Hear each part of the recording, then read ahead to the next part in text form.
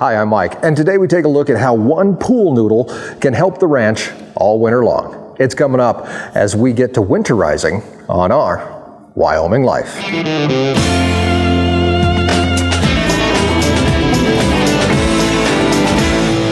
Hi guys, good morning, and thanks for coming along once again as we continue to explore the ranch life and escape the ordinary. We're here hanging out in the shop this morning because it is a little bit cool. It's about 26 degrees here on the ranch this morning on October 16th, and it's wintertime. Winter's coming fast. In fact, wasn't there a TV show that used to say that all the time, winter is coming? I don't know if it ever did from the show, but I know it's going to here in Northeast Wyoming. So when winter hits, which is happening, we're looking at, in fact, I think on, Saturday night, we have 3 inches of snow on the way and a temperature down to 14 degrees overnight. So we know winter is coming. So what do we have to do to get ready for that on the ranch? Today, I'm going to take you with me as we do a little bit of winterizing, mostly to water systems, but also to the Airbnb, around the chickens, stuff like that. I'm going to bring you along with me as we do that. I'm going to show you a couple hints and tricks and what we do when we have to winterize here in this shoulder season, because this is just the shoulder season. This is just the beginning of winter, and it's a giant pain in the ass. And the reason it's a giant pain is the fact that at night we're going to get down into sometimes, just the teens. But during the day, it's going to warm back up into the 40s and the 50s. It's that bipolar weather that we all deal with, but a lot of us in different ways. So here in Northeast Wyoming, and especially here on the ranch, what I've had to do is figure out ways to winterize at night and then get everything back up and working during the day. And mostly, like I said, that comes down to water. Some of what we're going to do today includes taking out some air conditioners and stuff like that. That I don't have to worry about putting back in. But for water, there's lots of times that we need water during the day. And we need it day to day still. Erin's still growing stuff. Erin's still, we still have water that needs to get to animals and stuff like that. So we need to make sure that we know how to get that water to work during the day, but we want it to be safe at night, because one of the worst things that can happen to any water system is a freeze. And that's because water expands when it freezes. And when it expands, it breaks things, especially pipes.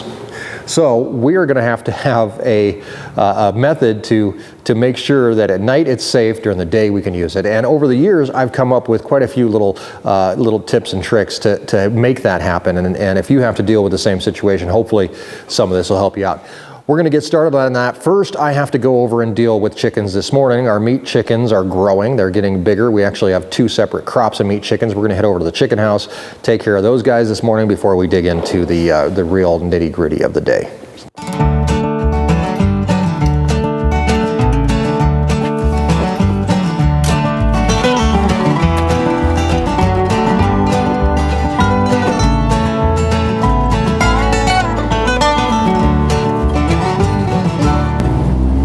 So with the sun shining and not much wind in the air, it's kind of deceiving. It doesn't look that cold out here, but trust me, it's warming up slowly, but it's still close to about 30 degrees, maybe something like that. And it's enough to put definitely a little bit of chill on you. So here's a good example as we get over here to where the ducks and the geese are out here swimming. You can see that it obviously got pretty dang cold last night, or at least cold enough to form some ice. It may not have froze their entire little pond here, but it got cold enough to freeze around the edges. So chickens are already out thanks to the automatic chicken door, which I don't have to deal with chickens, but we do have to let out some of our meat chickens and get them fed this morning. So we're going to get started there.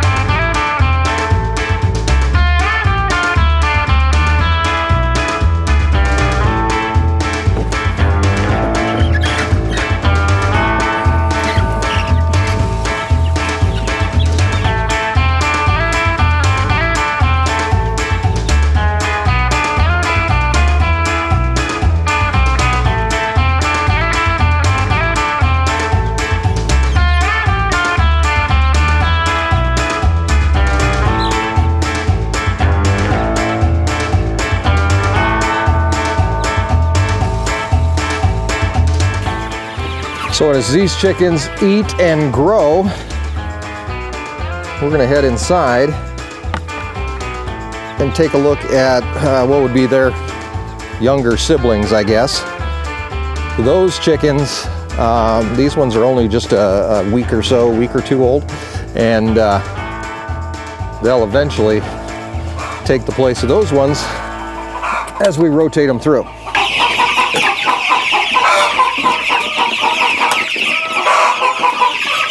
So one interesting thing about these chickens, especially when they're this small, is that we can't let them have food all the time. They'll actually kind of eat themselves to death. And so we have to kind of take their food in and out. And that's where we came up with this pulley system to be able to take their food in and out. And we'll talk more about that later as we get into actual chicken videos. But for now, you're just here with me doing chores. So just know that at night we take their food out. In the morning, we put it back in.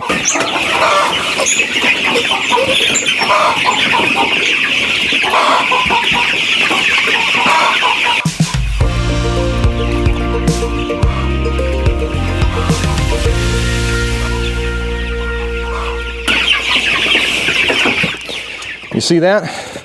They're absolutely famished. I'm going to close this door just because it is a little chilly. Keep some of that heat in there. I think we're supposed to get temperatures up around 50 or so today, so I will be able to open some stuff up and let some air move through. So with those guys taken care of, the big chickens taken care of, the big meat chickens taken care of, we can now go and take a look at some of what we have to deal with here with winterizing the ranch. And there's a couple little tricks that I want to show you that I figured out over the years that seem really obvious when you look at them now, but back then, I mean, it would have been a game changer. I don't know how many times I fixed broken pipe and all kinds of stuff like that. And a few of these little tricks would have helped out immensely. So, and one of them that I can show you is actually right over here.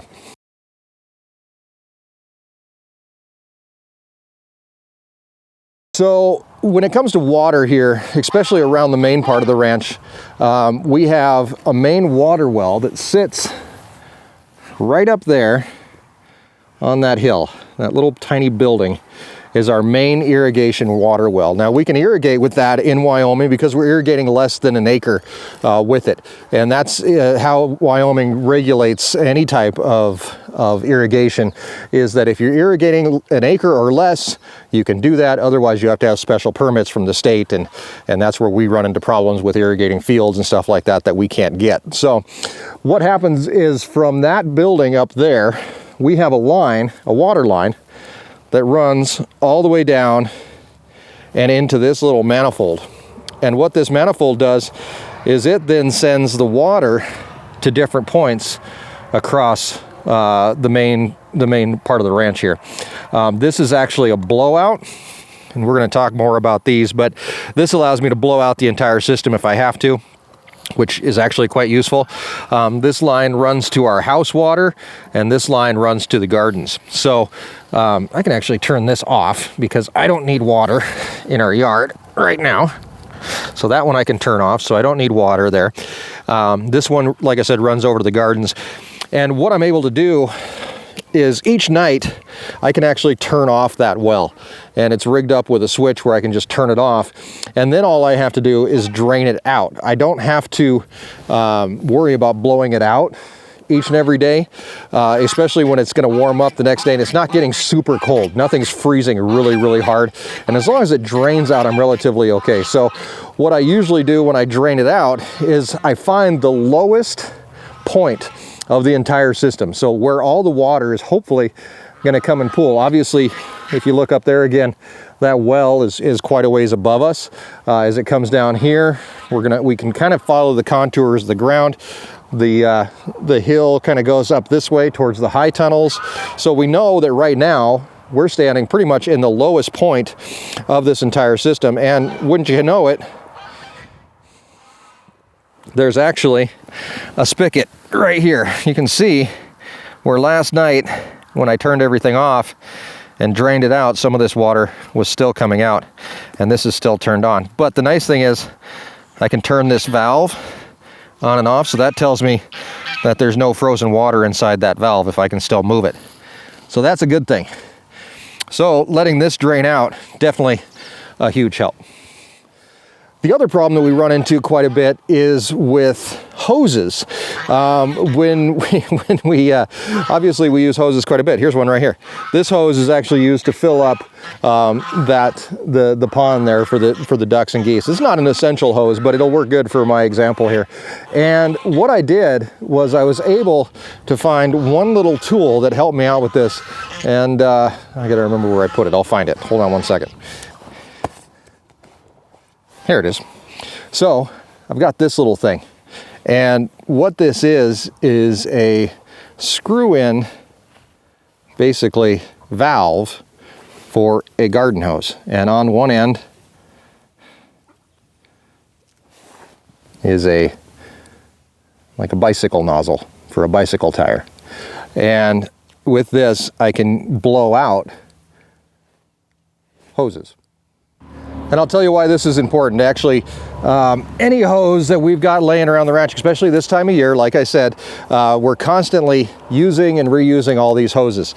So there may be, you know, one day it's going to freeze that night, but we're going to need to use hoses the next day.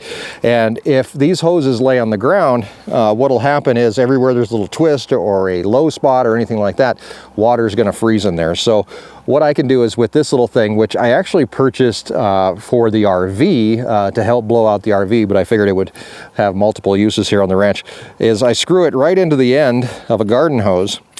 And then all I have to do is make sure that I've got air, which this time of year, I pretty much carry with me constantly. Every evening I take this little Porter cable pancake air compressor and I make sure that it's full of air. And then what I can do is hook up my air hose to it.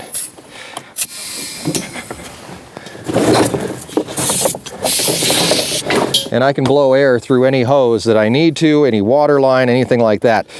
I can just hook this up and then give it some air.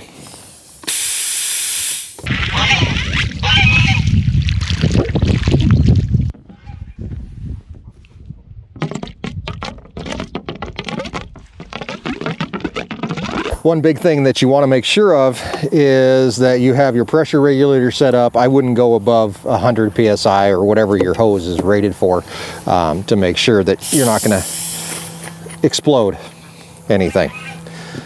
All right, so with that hose blown out, I lost my cap. Nope, no I didn't. There it is. Found it. The other thing that's interesting about these is you can make one of these. Just go to Home Depot, grab all the parts, and what you could actually do is get one where you could put an actual air connector on it so you could just run a hose right off of it. This one I put together this way, or I just bought put together. It cost a couple bucks and I figured, oh, what the heck, I'll use it until it breaks and then I'll build my own. Okay, so with that done, I am going to run over to the Airbnb. We're going to pull out a few air conditioners that I've got set up in windows over there. We're not going to need those anymore. And then when we're done with that, we're going to take a look at some waters for cows and bulls and see how we can modify those to make them work in this shoulder season as well.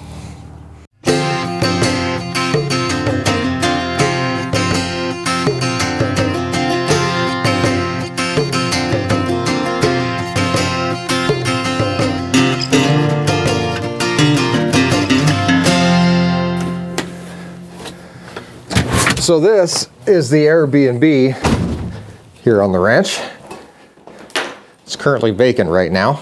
We have nobody staying here, but that works out well for us because we can pull out some of the air conditioners that I've got set up in the bedrooms here. Now we have central air or central heat here in the house, but we haven't put in central air yet. So I have been using air conditioners in the bedrooms to keep the house cool, but obviously I don't think we're going to need them anymore. So we're going to pull those out and get that done.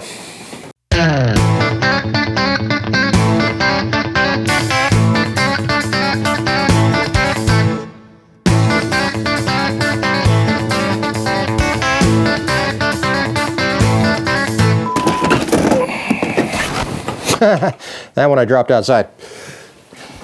Luckily, it's not too far of a fall. There we go. Lock that window. It's like it never happened.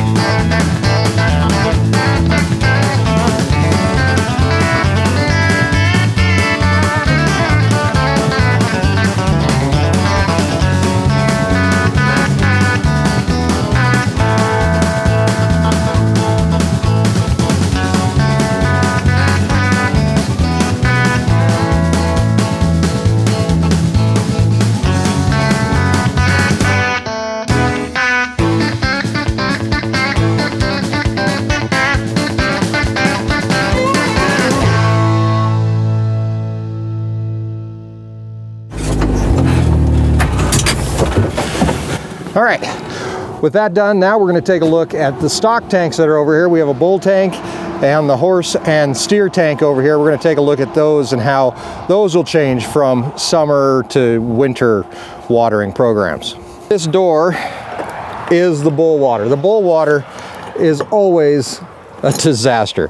The bulls are really hard on their water tanks. They're hard on floats and they're hard on everything else. So what we see here is one of our bulls hanging out waiting for us, and the only river that runs through the ranch. That's right, buddy, you walk away. Walk away. Really, I don't have a beef with him, but I do have a beef with this water tank. So obviously the water tank's not level. We're gonna have to work on that. That's on the list. Nice thing is that, you know, it's not overflowing crazy amounts. So, but what it does have on it is a float. And these floats are obviously useless in the wintertime because they tend to freeze up.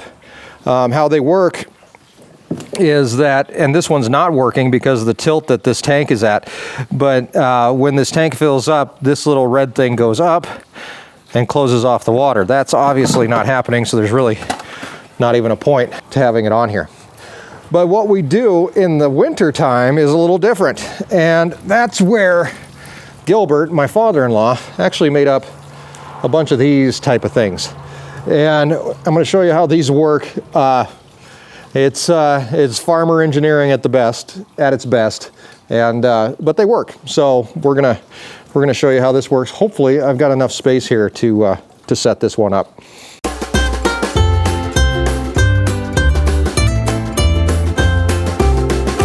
And the way these hydrants work is that you have your on and off here at the top, but it actually goes about 6 feet underground, and that's where the actual shutoff is, so you don't have to worry about this freezing. Any water that's left inside this pipe, when you shut it off, actually just drains out the bottom, so there's never any water in this pipe when it's off. So that way you don't have to worry about it freezing. But we do need to figure out how to get water to that stock tank that's in there, and that's where this baby comes in handy. So all we really have to do is feed this in here, and it's a little bit too short. I'm gonna have to move that tank, which means I'm gonna have to wait for the bulls to drink some of it. But basically all you have to do is set this up in here like this. And on the inside, if this tank was just a little bit closer and dug out a little bit more, it would move all the way in, and this thing would fit right on here. And that's how water would get to this tank in the wintertime. That's the bull tank. The horse tank and the steer tank, which is just on the other side, is a little different. As of right now, this tank still has a float on it. So we're gonna jump in and take that off.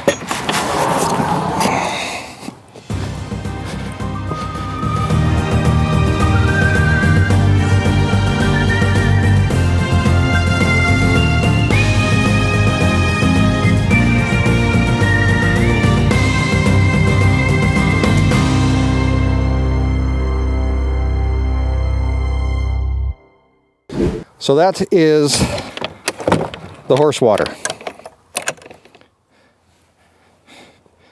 So we're just going to have to come in and fill it up. Oh, you know what we forgot?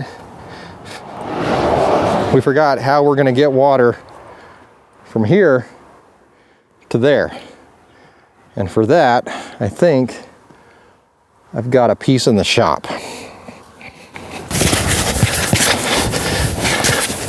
Okay, this is going to seem a little weird, but I figured this out last year, and I just figured I'd share it with you.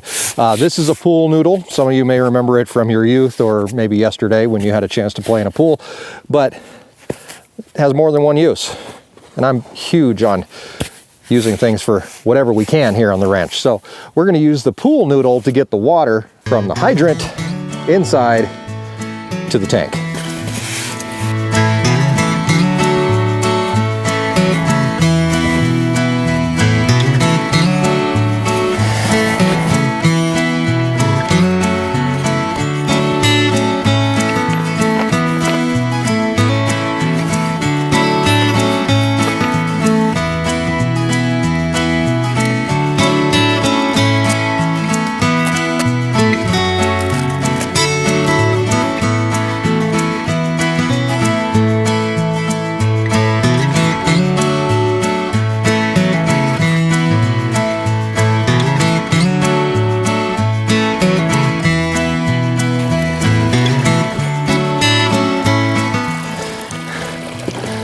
See? There you go. And the pool noodle is flexible, so you can go around corners. If you attach it onto the posts, you can do whatever you want to do, and you can move water pretty easily with just a piece of foam. And nice thing is it's easily replaced and very cheap to do as long as you stock up on them in the summertime. They're a little bit harder to find in the winter. And then the other nice thing is when you shut it off,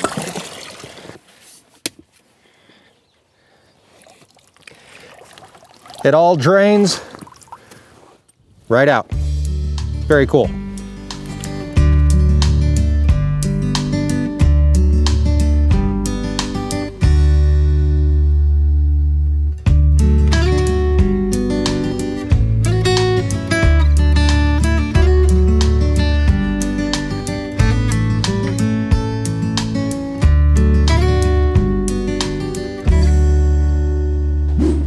So hopefully a couple of these tips and tricks have helped you out. They can help you out. Hopefully they can. Very simple, easy things that repurposing kids' old pool noodles or PVC pipe to get water where you need it to be. One of these doohickeys. There's all kinds of cool stuff that you can multi-purpose on the ranch. I hate things that are good for only one thing. I like things that you can use for more than one thing, and it kind of makes it feel like you're getting more of your money's worth out of it. So there we go. We're all done winterizing, at least this side for right now. We've got a few more tips and tricks coming up that as we move even closer into winter and more cold weather that we're going to get to deal with. Right now though, make sure you subscribe, follow along as we continue to explore the ranch life and escape the ordinary, bring you all kinds of little tips and tricks and stuff that you can learn, that you can use on your own ranch, your own homestead, your own hobby farm, or even your flat in the city. I don't know, what are they called? Flats? Lofts? I don't know. Not my world. Thanks, guys. Have a great week. We'll see you next time right here on Our Wyoming Life. Mike. And today we take a look at how one pool noodle